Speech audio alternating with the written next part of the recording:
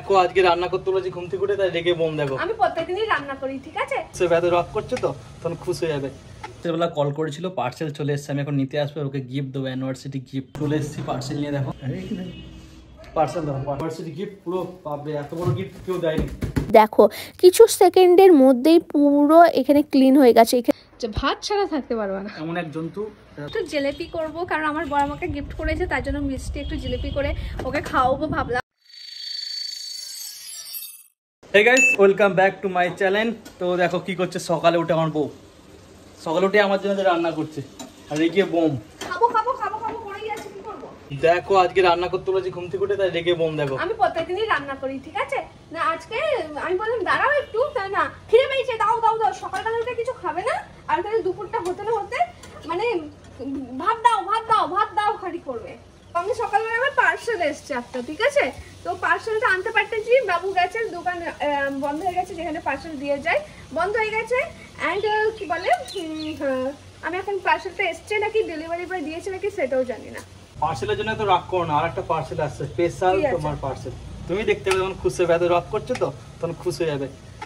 কি আছে কি তখনই দেখতে পাবে কি আনছি, কি একটা পার্সেল আসবে। আর দেখো এত কি রান্না করছে, দেখো বটবটি আর আলু, ব্যাস এটাই আমি বেশি খাই, তো এটাই করে দিচ্ছে সকাল সকাল, আর কিছু করেনি। তো এখন আমি রান্না করতে তো চালু করে দিয়েছি, দেখালাম। আর তারপরে আমি এখন সকাল থেকে কিছু খাইনি, একটু চিয়া সিড জল খেয়ে নেবো, তার সঙ্গে আছে অ্যাপেল সাইডার ভিনিগার খাবো এখন। এখন পার্সেলবেলা কল করেছিল, পার্সেল চলে এসেছে, আমি এখন নিতে আসবো, ওকে গিফট দেবো, ইউনিভার্সিটি গিফট। আর তোমাদের দেখাচ্ছি কি আনছি, চলো। তো এখন চলে এসেছি পার্সেল নিয়ে, দেখো বাপরে যা গরম, ঘেমে গেছি পুরো। দেখি রাখি পার্সেলটা, এটা গেটটা আমাদের কি বলে, দেখি ওটা কি বলে। আরে কি পার্সেল ধরো, পার্সেল তোমার গিফট। চলো দেখাচ্ছি, চলো তোমার গিফট ধরো, গিফট পুরো ইউনিভার্সিটি গিফট। পুরো বাপরে, এত বড় গিফট কেউ দেয়নি, কোনো ওয়াইফকে এত বড় গিফট কেউ দেয়নি। কি আছে এর মধ্যে? এত বড় বক্সে কি আছে আমিও জানি না, তো দেখা যাক আমার জন্য কি অর্ডার করেছে মিস্টার। আমাদের সামনে আছে অ্যানিভার্সারি, ঠিক আছে? তো আমরা যাচ্ছি নেপাল, তো চলো দেখা যাক ও আমার জন্য কি অর্ডার দিয়েছে, তো আনবক্সিং করা যাক, চলো। তো এখন এটা খোলা হচ্ছে, আর আগারোর প্রতিটা প্রোডাক্ট এত সুন্দরভাবে প্যাক করে দেয় যে কোনোটাই কিছু ড্যামেজ হয় না, অনেক ভালোভাবে প্যাকিং করা থাকে। তো এখন আমাদের প্রোডাক্টটা ওপেন করা হয়ে গেছে। তো এটা হলো আগারোর ফ্রেশ পোর্টেবল স্পট ক্লিনার, যেটা আছে 450 ওয়াটের সঙ্গে এর মধ্যে থাকে 12 kPa পাওয়ারফুল সেকশন। আর এর দু সাইডে দুটো ট্যাঙ্ক দেখতে পারবে, এর মধ্যে দুটো ট্যাঙ্ক থাকে, আর এইগুলোকে রিমুভ করা অনেক সহজ, ট্যাঙ্কগুলোকে এইভাবে বার করতে পারো। আর দুটো ট্যাঙ্ক দেখতে পাচ্ছ আলাদা আলাদা, আর দুটো ট্যাঙ্কের কাজও একদমই আলাদা আলাদা। এই যে ট্যাঙ্কটা আছে, এই ট্যাঙ্কটা তোমাদের নোংরা যে জলটা হয় সেই জলটা এর মধ্যে রাখে, আর এই যে ট্যাঙ্কটা আছে এই ট্যাঙ্কটা হলো তোমাদের যে ভালো পরিষ্কার জল এর মধ্যে রাখতে হয়। আর দুটো ট্যাঙ্কে এইভাবে রিমুভ করতে পারো, আর সঙ্গে এইভাবে লাগাতেও পারো। আর এর উপরে একটা পাওয়ার বাটন আছে, এই পাওয়ার বাটনটা দিয়ে অন অফ করা যায়। আর তার সঙ্গে সঙ্গে এখানে একটা হস পাইপ পেয়ে যাবে, আর এই হস পাইপটা হলো 1.2 মিটারের, যার কারণে তোমরা অনেক সহজে এই হস পাইপটাকে দিয়ে সবকিছু পরিষ্কার করতে পারবে। আর এই হস পাইপটার ওপরটায় দেখতে পারবে হস কানেক্টিং টুল আছে, মানে অন্য যে আলাদা তোমাদের যে অ্যাটাচমেন্টগুলো দেওয়া হয়েছে এই হস পাইপের ওপরে তোমরা ভালোভাবে লাগিয়ে তারপরে ব্যবহার করতে পারবে। তার সাইডেই দেখতে পেয়ে যাবে পাওয়ার কর্ড, এটা হলো 5 মিটার লম্বা, যার কারণে তোমরা অনেক সহজে, অনেক দূরেও যদি তোমাদের প্লাগ থাকে তোমরা এটা ব্যবহার করতে পারবে অনেক সহজে। আর এটা হলো কুইক রিলিজ কর্ড র‍্যাপ, এটা তোমরা স্পট ক্লিনারে এইভাবে ফিট করতে পারো। আর তার সঙ্গে যে পাওয়ার কর্ডটা আছে, যে তারটা আছে না, সেটা তোমরা এইভাবে এখানে রাখতে পারো। আর পাওয়ার কেবলটা এইভাবে রাখলে কোনো রকম জড়াবে না, অনেক ভালোভাবে থাকবে। আর ভালোভাবে পাওয়ার কেবলটা এইভাবে রাখার পরে তোমরা যখন পাওয়ার কেবলটাকে এইভাবে বার করতে চাইবে, এই যে জায়গাটা আছে নিচে দিকে এইভাবে ঘুরিয়ে দিলে এটা আরামসে যে পাওয়ার কর্ডটা আছে মানে তারটা আছে এইভাবে বেরিয়ে যাবে। আবার যখন তুমি রাখবে এইভাবে এটা ওপর দিকে করে দিলে এটা আবার আটকে যাবে, মানে তারটা জড়াবে না। আর এইগুলোর সঙ্গেও তোমরা পেয়ে যাবে দুটো অ্যাটাচমেন্ট, এটা হলো ডিপ স্টেন টুল, এর মধ্যে ব্রাশ দেওয়া আছে আর এর উপরে একটা ক্যাপ দেওয়া আছে, তোমরা এটা পরিষ্কার করার জন্য এটা ওপেন করেও পরিষ্কার করতে পারো। এই অ্যাটাচমেন্টটা দিয়ে তোমরা পানি স্প্রে করে তারপরে দাগ পরিষ্কার করতে পারবে। এটা হলো স্ট্যান্ডার্ড ব্রাশ। এই টুলটা দিয়ে তোমরা পানি ছাড়া তোমাদের কার্পেট, সোফা আরো অনেক কিছু তোমরা এটা পরিষ্কার করতে পারবে। এটা হলো সেলফ ক্লিনিং টুল, যেটা দিয়ে তোমরা হস পাইপটা পরিষ্কার করতে পারবে, যেটা আমি তোমাদের পরে দেখাবো কিভাবে পরিষ্কার করতে হয়। আর অ্যাটাচমেন্ট গুলো লাগানো অনেক সহজ, যেমন তোমাদের দরকার যে অ্যাটাচমেন্টটা, সেই অ্যাটাচমেন্টটা এইভাবে সহজে লাগাতে পারো।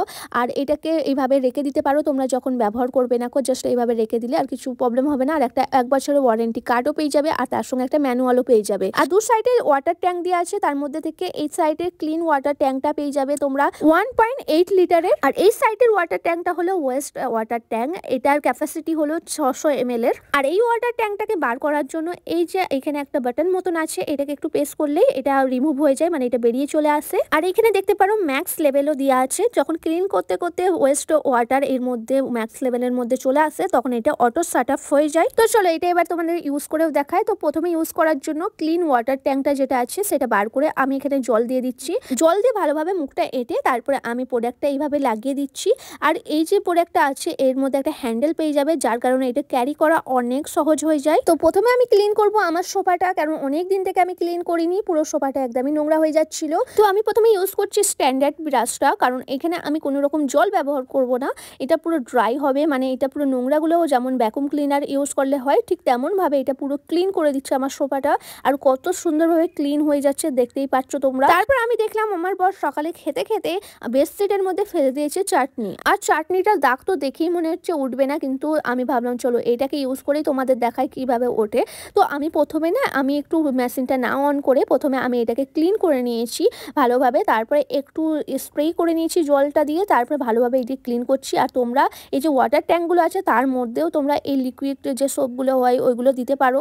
আমি যেখানে দাগ লেগেছিলো সেখানটা একটু দিয়ে দিয়েছি, তারপরে ভালোভাবে ক্লিন করে নিচ্ছি। দেখো কিছু সেকেন্ডের মধ্যেই পুরো এখানে ক্লিন হয়ে গেছে। এখানে চাটনি পড়েছিল সেটা তো একদমই মনে হচ্ছে না, পুরো জায়গাটা ক্লিন হয়ে গেছে। এমনি কিছুতে করলে তো পুরো দাগ থেকেই যেত, কিন্তু এখানে একটু দাগ নেই, পুরো দাগটাই গায়েব হয়ে গেছে। আর এখানে দেখো ওয়াটার ট্যাঙ্কটার মধ্যে নোংরা জলটাও ঢুকছে। তো সবকিছু ক্লিন করে নেওয়ার পরে যে নোংরা জলের ওয়াটার ট্যাঙ্কটা ছিল না সেটা এবার বার করে আমি নোংরা জলটা ফেলে এবার ভালোভাবে ক্লিন করে নেব। আর এটা সবসময় ক্লিন করে রাখা অনেক জরুরি, নাহলে এটা নোংরাগুলো ওয়াটার ট্যাঙ্কের মধ্যে একদমই আটকে যাবে, মানে চিপকে যাবে। আর আমি ভালোভাবে ওয়াটার ট্যাঙ্কটা ক্লিন করে যে আলাদা অ্যাটাচমেন্টগুলো ছিল, যে ব্রাশগুলো ছিল, সেগুলো ভালোভাবে আমি ধুয়ে নিয়েছি। আর এখন পরিষ্কার করার পালা হলো হস পাইপটা। তার জন্য প্রথমে তোমাদের দেখেছিলাম যে এই অ্যাটাচমেন্টটা, এই সেলফ ক্লিনিং টুলটা আমি এখানে লাগিয়ে দিয়েছি হস পাইপের মধ্যে। তারপর আমি প্রোডাক্টটা অন করে দিয়েছি, আর এখানে জলের স্রোতে দেখো পাইপের মধ্যে, মানে হস পাইপের মধ্যে যত নোংরা ছিল সবকিছুই বের হয়ে গেছে, মানে ক্লিন হয়ে গেছে হস পাইপটা। গিফটটা তো আমার অনেক ভালো লেগেছে, অনেক মানে অনেক। আমি মানে আমার অনেক দাগ লেগে যায় এখানে ওখানে, আর সোফা পরিষ্কার করতে পারি না, তার জন্য ওইটাও অর্ডার দিয়েছিলাম। আমার তো প্রচন্ড ভালো লেগেছে, কাজ অনেক ইজি হয়ে যাবে, ইজি অনেক ভালো জিনিস। এটা শোনো আমার কথাটা, তুমি এটা আমার জন্য গিফট করেছো না, তোমার নিজের কাজ সুবিধা হবে তাই জন্য করেছো? আমার জন্য। তো যাই হোক, তুমি এটা কোথা থেকে নিয়েছো? অ্যামাজন থেকে নিয়ে এসো। তো তুমি লিংক দিয়ে দিও এখানে, তোমরা যদি নিতে চাও এটা আমরা লিংক দিয়ে দেবো, ওখান থেকে বাই করতে পারো। দারুণ জিনিস আমরা ডেসক্রিপশন বক্সে লিংক দিয়ে দিচ্ছি, তোমরা এটা নিতে পারো। অনেক ভালো জিনিস, অনেক আমি তো ডেমো অনেক কাজের মানে যেটা ঝামেলার কাজ যেগুলো থেকে সোফা পরিষ্কার, ড্রাই ক্লিনিং, মানে যদি চাটনি ফাটনি বা কিছু পড়ে যায় বিছনাতে ওটা পুরোটা মানে ওয়াশিং করতে হতো, বা এটা ড্রাই ক্লিনিং করে আমরা আরামসে 2-3 মিনিটে 5 মিনিটের মধ্যে ক্লিয়ার। তোমার ইজি, কিন্তু এটা তোমার ইজি হয়েছে কাজটা। যাই হোক, অনেক ভালো একটা গিফট, আমার অনেক ভালো লেগেছে। তো এটা আমি ডেসক্রিপশন বক্সে লিংক দিয়ে দিচ্ছি, তোমরা চেক করতে পারো, তোমরাও নিতে পারো এটা, ঠিক আছে? তো এখনো কিছু পরিষ্কার করা বাকি আছে, পরিষ্কার করে নিক। আর আমি ততক্ষণ না কার জন্য কিনেছি বলা মুশকিল। তো আমি ততক্ষণ না জামের জুস করব, তাই জন্য জামের জুস করতে যাই। চলো আজকে আমি কি বানিয়েছি দেখো, জাম জুস। দারুণ খেতে, দারুণ, তোমরাও ট্রাই করতে পারো। আমার খাবার চ্যানেলে আর শর্ট চ্যানেলে, আমার চ্যানেলে এটা কেমন বানিয়েছি দেখতে পেয়ে যাবে আছে।